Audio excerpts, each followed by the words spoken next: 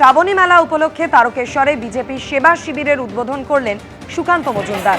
উদ্বোধনের পর কেন্দ্রীয় প্রতিমন্ত্রীর হাতে ত্রিশূল তুলে দিলেন বিজেপি কর্মীরা।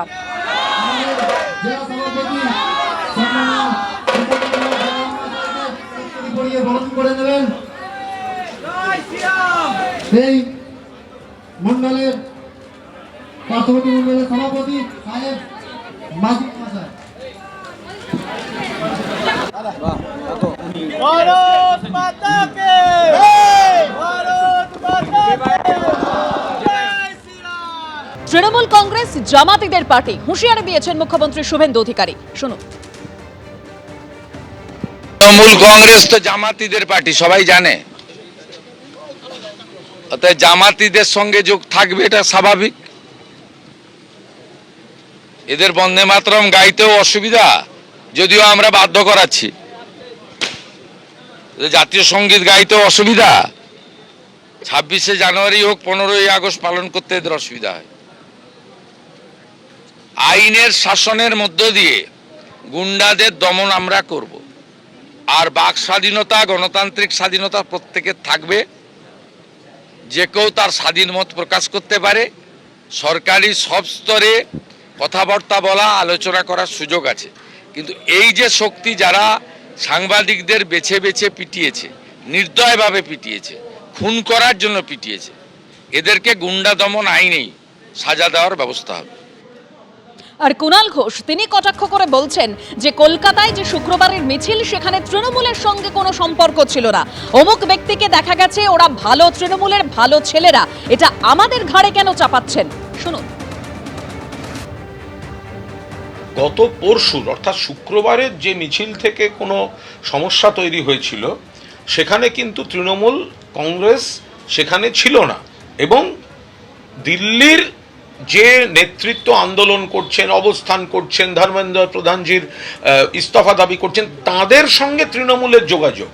কিন্তু কলকাতায় শুক্রবারের মিছিল যারা অর্গানাইজার বা গোটা বিষয়টা, তার সঙ্গে তৃণমূলের সম্পর্ক ছিল না, যে কারণে গতকাল শনিবার তৃণমূল ছাত্র যুবরা আলাদা মিছিল ডেকেছিলেন।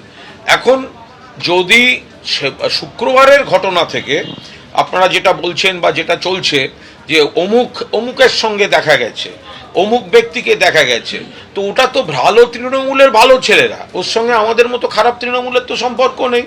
আগে একটা স্লোগান উঠতো রাজনীতিতে, সোনার বাংলা, সোনার ছেলে, অমুক অমুক জিন্দাবাদ।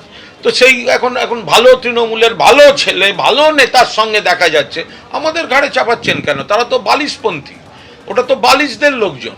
তো বালিশদের লোকজন গিয়ে যদি অসভ্যতা করে থাকে, বালিশদের লোকজন যদি গিয়ে সাংবাদিকদের পিটিয়ে থাকে, অত্যন্ত অন্যায় কাজ। তো আমরা পরিষ্কারভাবে বলছি, কিন্তু দয়া করে ওটা আমরা খুব খারাপ আমাদের ঘাড়ে চাপাবেন না। ধৃত মোহাম্মদ আফরোজের সোশ্যাল মিডিয়া জুড়ে রিলস ভিডিওর ছড়াছড়ি। হাতে বন্দুক, পিছনে সাগরেদদের নিয়ে হেঁটে চলেছেন আফরোজ। যদিও বন্দুকটি আসল নাকি নকল সে বিষয়ে কিছু জানা যায়নি।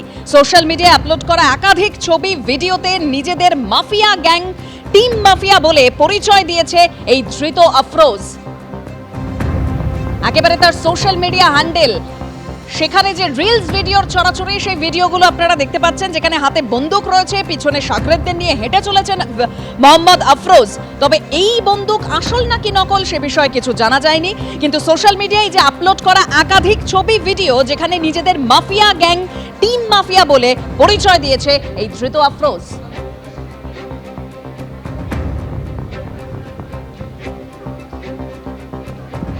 যদিও এ প্রসঙ্গে তৃণমূল বিধায়ক আব্দুল খালেক মোল্লার দাবি যে তিনি আফরোজকে চেনেন না। ইলেকশনের সময় অনেকেই হয়তো থাকতে পারে, তার জন্য তো কোনো ব্যাপার নয়। সুতরাং এটার ব্যাপারে আমার বলার কিছু নেই।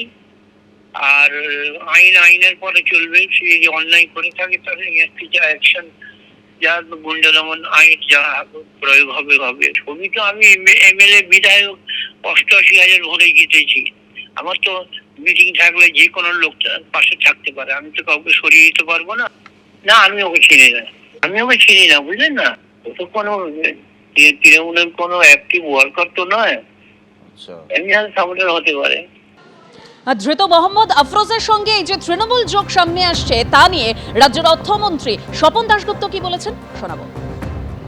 তৃণমূলের লিঙ্কটা বড় কথা না, কিন্তু তারা যদি এমন কিছু করে থাকে যেগুলো এখানকার যে গুন্ডা আইনটা আমরা এনেছি, সে গুন্ডা আইন যদি কোনোভাবে লঙ্ঘন করে তাহলে খুবই কড়া অ্যাকশন নিতে হবে।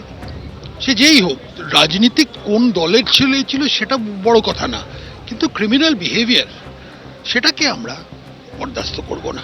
এবিপি আনন্দ, এগিয়ে থাকে, এগিয়ে রাখে।